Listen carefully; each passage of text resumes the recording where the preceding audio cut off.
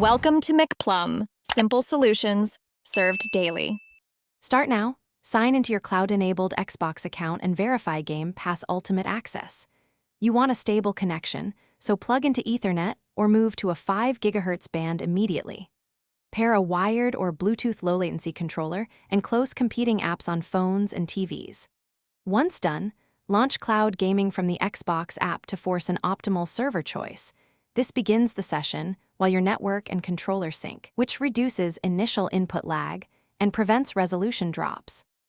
Next, make deliberate network tweaks to stabilize latency and bandwidth. On your router, enable Co-S and prioritize the Xbox app or device so packets get preference. If Co-S isn't available, enable UPnP or forward Xbox ports. In the app, choose the nearest region and set streaming quality to auto or target 720p when congestion exists.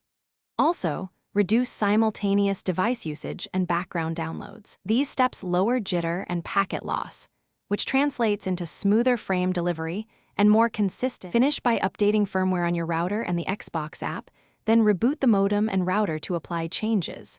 Run a speedest.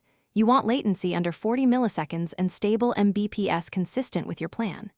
If cloud performance still lags, switch to wired, then clear the Xbox app cache and power cycle the console and router.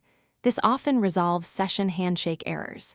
If that fails, gather your speedest stats and contact support. The key troubleshooting tip: always power cycle network gear first to.